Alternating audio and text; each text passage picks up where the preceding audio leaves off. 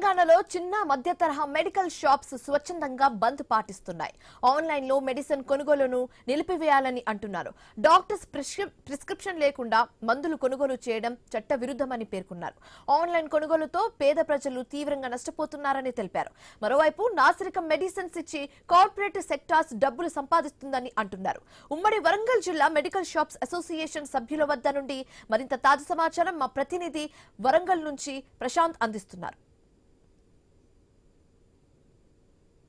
నేడు తెలంగాణ రాష్ట్ర వ్యాప్తంగా మెడికల్ షాపుల అసోసియేషన్ ఇచ్చిన పిలుపులో భాగంగా మెడికల్ షాపులంతా కూడా బంద్ నిర్వహిస్తున్నారు. ఎమర్జెన్సీ సర్వీస్ లో ఒకటైనటువంటి మెడికల్ షాపులు బంద్ కావడంతో అయితే ప్రజలు అనారోగ్య బారిన పడిన వారంతా కూడా ఇబ్బందులు ఎదుర్కొనే పరిస్థితి ఉంది. అయితే ఆన్లైన్ లో మెడికల్ బిల్లు కొట్టి మెడిసిన్స్ అమ్మకాలను రద్దు చేయాలి అనేది ప్రధాన డిమాండ్తో ఈరోజు రాష్ట్ర వ్యాప్తంగా కూడా మెడికల్ షాప్స్ ను బంద్ చేస్తున్న పరిస్థితి ఉంది. ఉమ్మడి వరంగల్ జిల్లా వ్యాప్తంగా సుమారు 1500 మెడికల్ షాపులు ఈరోజు బంద్ కానున్నాయి. ప్రస్తుతం మనము హన్మకొండ ప్రధాన మెడికల్ షాప్స్ అసోసియేషన్ అడ్డాగా పిలిచేటువంటి మోర్ మెడికల్ షాప్ వద్ద ఉన్నాము. ఇటు హన్మకొండలో కావచ్చు, వరంగల్లో కావచ్చు, ఇటు కాజిపేట ట్రై సిటీస్ తో పాటు అటు ఉమ్మడి వరంగల్ జిల్లా వ్యాప్తంగా కూడా అటు జయశంకర్ భూపాలపల్లి జిల్లా, ఇటు ములుగు, మహబూబాబాద్, జనగామ, వరంగల్ అన్ని జిల్లా కేంద్రాలలోనే ప్రధాన మెడికల్ షాప్స్ అన్ని కూడా ఈరోజు బంద్ నిర్వహిస్తున్నారు. ప్రధానంగా వాళ్ళు డిమాండ్ చేస్తున్నది ఆన్లైన్ లో గనక మెడిసిన్స్ దొరికినట్లయితే మా యొక్క ఉపాధి కోల్పోతాము, కాబట్టి తక్షణమే ఆన్లైన్ విధానాన్ని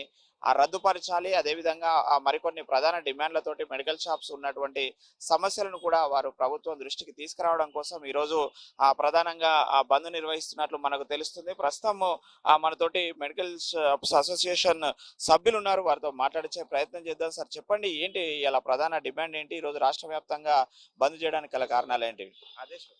ఈ రోజు దేశవ్యాప్తంగా దాదాపు 12 లక్షల పై చిలుకుల మెడికల్ షాప్ యాజమాన్యాలు, చిన్న తరహా పెద్ద తరహా యాజమాన్యాలు బంద్ సపోర్ట్కి తెలియజేస్తున్న అందరికీ ధన్యవాదాలు. ఈరోజు ఆన్లైన్ మెడిసిన్స్ అనేది గత 6-7 సంవత్సరాల నుంచి జరుగుతుంది. అలా ఒక పెద్ద ముఖ్యమైన విషయం ఏంటంటే నాణ్యమైన మందులు అనేది నాసి రకమైన మందులు కొనుగోలు జరుగుతున్నాయని మా దృష్టికి వచ్చింది. కాబట్టి మేము దాని వ్యతిరేకంగా ఈరోజు మేము బంద్ నిర్వహిస్తున్నాము. మరియు అధిక డిస్కౌంట్లు మాకే ఇక్కడ వరంగల్లో లోకల్లో మాకే డిస్కౌంట్ రావట్లేదు. మేము ప్రజలకు ఏ విధంగా డిస్కౌంట్ ఇస్తున్నాం, వాళ్ళు ఎక్కడి నుంచి వాళ్ళు తీసుకొస్తున్నారు మెడిసిన్స్.